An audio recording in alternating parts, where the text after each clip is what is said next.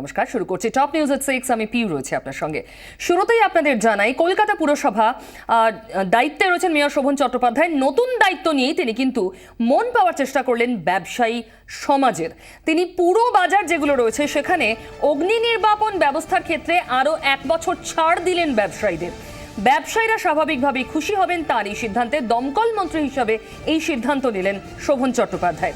কিন্তু এটা কি আদৌ নিরাপত্তার সঙ্গে আপোষ করা হলো? প্রশ্ন ইতিমধ্যে উঠতে শুরু করেছে। দেবারতী ঘোষ আমাদের প্রতিনিধি আমার সঙ্গে রয়েছে এই বিষয়ে আরো জানাতে। দেবারতী, নিঃসন্দেহে নতুন মন্ত্রিত্ব পেয়েছেন তিনি, একটা গিফট হিসেবে ব্যবসায়ীদের তিনি এই ছাড় দিলেন। কিন্তু এর পর কি এটা কি আপোষ হয়ে গেল কোথাও নিরাপত্তার সঙ্গে? দেখো, কিছুটা তো নিরাপত্তার সঙ্গে আপোষ তো বটেই, কারণ এই যে কমিটিতে কলকাতা পুরসভার মেয়র ছিলেন, দমকল মন্ত্রী ছিলেন, পিএসসির প্রতিনিধিরা ছিলেন, এই নিয়ে একটা কমিটি তৈরি করা হয়েছিল স্টিফেন কোর্টে অগ্নিকাণ্ডের পর। কিন্তু তারপর দেখা গিয়েছিল যে সেই অগ্নিকাণ্ডের পর তারা যতটা উদ্যোগ নিয়েছিলেন এবং 48টা বাজারকে চিহ্নিত করা হয়েছিল গোটা কলকাতা শহর জুড়ে, যাদের নাকি একেবারেই অগ্নি নির্বাপন ব্যবস্থা নেই এবং কোনো রকম পরিকাঠামো তাদের নেই।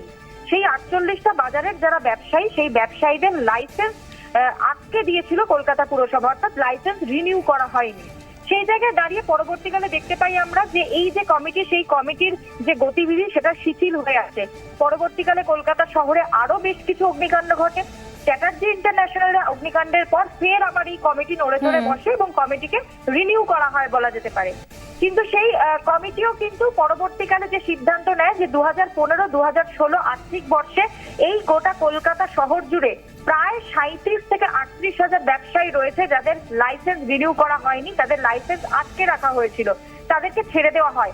আবারও 1 বছরের জন্য আজকে এই বৈঠক বসেছিল কমিটির।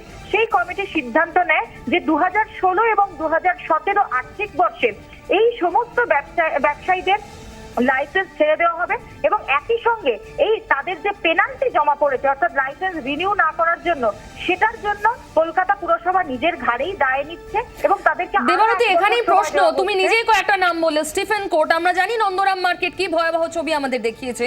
একটার পর একটা ঘটনার পর যখন এই দাবিটা ক্রমশ জোরালো হচ্ছিল, আরো স্ট্রিনজেন্ট হওয়া প্রয়োজন আইনটাকে, আরো স্ট্রিনজেন্ট হওয়া প্রয়োজন ব্যবস্থা করা, নজরদারি, সেখানে হঠাৎ 1 বছরের ছাড়। কোন প্যারামিটারে, কোন যুক্তিতে কমিটি এই সিদ্ধান্ত আজ নিল? তোমার সঙ্গে কথা হয়েছে শোভন চট্টোপাধ্যায়? দেখো, 2014 যখন নির্বাচন আসে, পুরসভা নির্বাচন হয়, সেই সময় সেই নির্বাচনের আগে একবার ছাড় দেওয়া হয় 2015 সালে। একই সঙ্গে এবারে যেটা মনে করা হচ্ছে যে এই মুহূর্তে পুরসভার যে কোষাগার, সেই কোষাগারের অবস্থা কিন্তু খুব একটা যে সচ্ছল জায়গায় আছে এমনটা বলা যায় না। এদিকে একের পর এক প্রকল্প গ্রহণ করা হচ্ছে কলকাতা পুরসভা এবং রাজ্য সরকার কলকাতা পুরসভাকে নোডাল এজেন্সি করে বিভিন্ন প্রকল্প ঘোষণা করা হচ্ছে। তার অর্থ আসবে কোথা থেকে? মূলত কলকাতা পুরসভার যে দুটো আয়ের রাস্তা, একটা হচ্ছে বিল্ডিং ডিপার্টমেন্ট, অপরটা হচ্ছে লাইসেন্স ডিপার্টমেন্ট। বিল্ডিং ডিপার্টমেন্টের আয় কিন্তু ইতিমধ্যেই কমতে শুরু করেছে। অপরদিকে যদি দেখা যায় যে লাইসেন্স বিভাগের আয়ও কমতে শুরু করে, সেক্ষেত্রে কলকাতা পুরসভার যে আর্নিং সোর্স, সেই আর্নিং সোর্সের রাস্তাটা কিন্তু বন্ধ হয়ে যাবে। সে কারণেই মনে করছে একাংশের অফিসাররা যে এইভাবে লাইসেন্সের ক্ষেত্রে একটা ছাড় দেওয়া হলো, যাতে 1 লক্ষে বেশ কিছু টাকা আদায় করে নেওয়া যায়। দেবারতী, অনেক ধন্যবাদ। এই সিদ্ধান্ত নিয়ে ইতিমধ্যেই বিতর্ক শুরু হয়ে গিয়েছে, কিন্তু দমকল মন্ত্রী হিসেবে শোভন চট্টোপাধ্যায় তিনি 40,000 ব্যবসায়ীকে ছাড় দিলেন। আগামী ব্যবসায়ীদের জন্য নতুন মন্ত্রীর গিফট এটাই।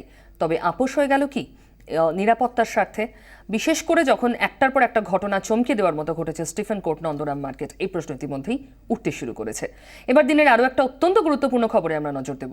মোবাইলের চিপ নিয়ে গন্ডগোল, আর তারই সহপাঠীকে খুনের অভিযোগে কালনা পুরসভা চেয়ারম্যানের ছেলেকে গ্রেফতার করল পুলিশ। অভিযুক্ত ছেলেকে নিজেই কালনা থানার হাতে তুলে দিলেন বাবা। পুলিশের সূত্র খবর, সুহৃদ এবং অভিযুক্ত দুজনেই একই স্কুলের 10ম শ্রেণীর ছাত্র। কিছুদিন ধরেই মোবাইলের চিপ নিয়ে সুহৃদের সঙ্গে অশান্তি চলছিল ওই ছাত্রের। এ নিয়ে গত সোমবার অশান্তি চরমে ওঠে। সোমবার থেকে নিখোঁজ হয়ে যায় অভিযুক্ত ওই ছাত্র। আজ সকালে স্থানীয় সিনেমা হলের পেছনের একটা পুকুরে ভাসতে দেখা যায় সুহৃদের দেহ। এতে সন্দেহের তীর গিয়ে পড়ে অভিযুক্ত ছাত্রের উপর। স্থানীয় বাসিন্দারা তাকে জিজ্ঞাসাবাদ করলে তার বক্তব্যে অসঙ্গতি ধরা পড়ে। এরপরই গা ঢাকা দেয় সে। ছেলেকে না পেয়ে অভিযুক্তের বাবা কালনা পুরসভার চেয়ারম্যানকে একটা দোকানে আটকে রাখে উত্তেজিত জনতা। তাকে হেনস্থাও করা হয়, ভাঙচুর করা হয় তার মোটরসাইকেল। পুলিশ চেয়ারম্যানকে উদ্ধার করতে গেলে পুলিশের গাড়িও ভাঙচুর করে জনতা। ইতিমধ্যে অভিযুক্ত ছাত্র সহ আরো কয়েকজনের বিরুদ্ধে থানায় খুনের অভিযোগ দায়ের করেন সুহৃদের বাবা। এরপর ছেলেকে নিয়ে নিজেই থানায় যান চেয়ারম্যান। সেই সময় অভিযুক্ত ছাত্রকে গ্রেফতার করে পুলিশ।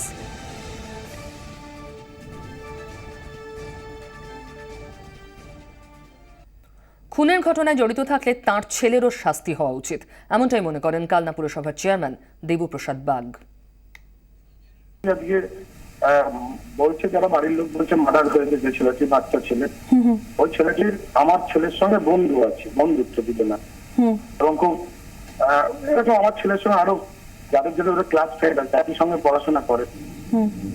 ওখানে যখন গেলাম তখন তারা বলছে, বাড়ির লোক বলছে যেটা মার্ডার হয়েছে, জলে ডুবে জল থেকে তুলেছে, বলছে মার্ডার হয়েছে।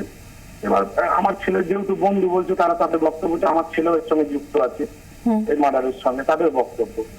এবং আমি তো ওখানে দাঁড়িয়ে বলেছি যে আমার ছেলে যদি এই মার্ডারের সঙ্গে যদি সত্যি যুক্ত থাকে তাহলে উপযুক্ত আমার ছেলেরও শাস্তিও, কারণ কোনো মতেই এই ঘটনাটাকে সমর্থনযোগ্য ঘটনা না।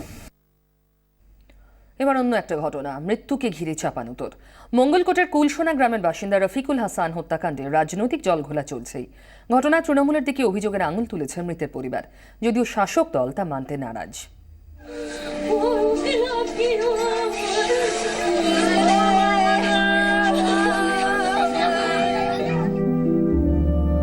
শাসক দলের হাতেই খুন হয়েছেন পূর্ত দপ্তরের কর্মী রফিকুল হাসান, এমনই দাবি তুলল মৃতের পরিবার।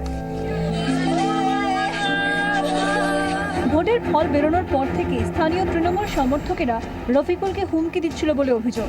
প্রায় 10 দিন রফিকুল ঘরছাড়া ছিলেন বলেও দাবি পরিজনদের। মঙ্গলবার অফিস যাওয়ার জন্য বের হলে কুলসোনা বাস স্ট্যান্ডে তাকে লোহার রড লাঠি দিয়ে ব্যাপক মারধর করা হয় বলে অভিযোগ। মার খান ইসমাইল শেখ নামে আরও এক গ্রামবাসী। মেশিন ছিল হাতে, মেশিনে গুলি করে নাই, মেশিন করে মেরেছে, বাটাম কাঠ শাবল রড দিয়ে পিটিয়ে ফেলে দেয়, মানে খাওয়ার পর সমস্ত সব পড়ে পুরো ভেঙে দিয়েছে। বুধবার সকালে হাসপাতালে মৃত্যু হয় গুরুতর জখম রফিকুলের। এরই মধ্যে পরিবারের বয়ানেও তৈরি হয়েছে নতুন বিতর্ক। পরিবারেরই একাংশের দাবি, খাতায় কলমে বামকর্মী হলেও এবার বিধানসভা ভোটে মন্ত্রী সিদ্দিকুল্লাহ চৌধুরীর কথায় তৃণমূলের হয়ে কাজ করেন রফিকুল হাসান। এর ফলে সিদ্দিকুল্লাহ বিরোধী গোষ্ঠী নাজিম শেখের দলবল তার উপর হামলা চালায়। আমরা তৃণমূল করছি, রফিকুল হাসানও তৃণমূল করছে, তার জন্য নাজিরের গোষ্ঠী আমাদেরকে মারধর করছে। এটা তৃণমূলের গোষ্ঠী দ্বন্দ্ব, তৃণমূলের গোষ্ঠী দ্বন্দ্ব। সিদ্দিকুল্লাহ সাহেবের কথা শুনে আমরা সব তৃণমূল করছি, ওই জন্য নাজিরা বলেছে ওরা তৃণমূল করে, মানে নাজির দিকতে ওরা আমাদের মারা হয়েছে। বুধবার কুলসোনা গ্রামে গিয়ে পরিবারের সঙ্গে দেখা করেন মন্ত্রী সিদ্দিকুল্লাহ চৌধুরী। তবে মন্ত্রী নিজেই অবশ্য বলছেন সিপিএমই করতেন রফিকুল। রফিকুল হাসান যিনি মারা গেছেন মূলত তিনি সিপিএম করতেন এবং দুধে সিপিএম নেতা ছিলেন, তাতে কোনো সন্দেহ নেই। একই দাবি সিপিএম নেতা অচিন্ত মল্লিকের। তার পরিবারের লোকজনদের উপরে চাপ সৃষ্টি করা হচ্ছে নানাভাবে বলে খবর আমরা পেয়েছি, ফলে আজকে তারা তাদের মত পরিবর্তন করে অন্য কথা তারা বলছেন, বলানো হচ্ছে। স্থানীয় তৃণমূল নেতারা এই খুনে জড়িত থাকার অভিযোগ অস্বীকার করেছেন, তবে ঘটনাকে ঘিরে উত্তেজনার পারদ চড়েছে কুলসোনায়।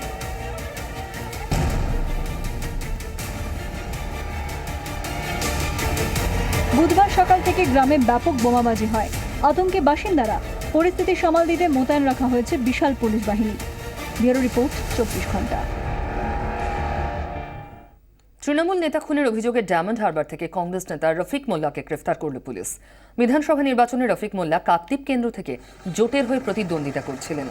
গত 23শে মার্চ দক্ষিণ 24 পরগনার ঢোলা থানা এলাকায় খুন হন তৃণমূল নেতা আবু জাহের মোল্লা। এই ঘটনায় নিহতের পরিবারের তরফে মোট 17 জনের বিরুদ্ধে ঢোলা থানায় অভিযোগ দায়ের করা হয়েছে। এর আগে অভিযুক্ত 8 জনকে গ্রেফতার করেছিল পুলিশ। গতকাল রাতে ডায়মন্ড হারবারের এক আত্মীয়ের বাড়ি থেকে রফিক মোল্লাকে গ্রেফতার করেছে পুলিশ। আজ আদালতে পেশ করা হলে রফিকের 6 দিনের পুলিশি হাজতের নির্দেশ দিয়েছেন বিচারক। এদিন আদালত চত্বরে রফিকের কুশপুতুল পোড়ান তৃণমূল সমর্থকরা। তবে রফিক মোল্লা অভিযোগ করেছেন রাজনৈতিক প্রতিহিংসা নিতেই তাঁকে এই খুনের ঘটনায় জড়ানো হয়েছে। ঘটনার সিবিআই তদন্ত দাবি করেছেন তিনি। 137/2016 ভোলাহাট পুলিশ কেস নাম্বারে আবুজের মোল্লা হত্যা মামলাতে আজকে রফিক মোল্লাকে ধরে এনেছিল এবং রফিক মোল্লাকে আইও কোর্টের সামনে প্রডিউস করে এবং 7 দিনের পিসি চায়। 7 দিনের পিসির জায়গায় জজ সাহেব 6 দিনের পিসি অ্যালাউ করেছে এবং বেল রিজেক্ট করেছে।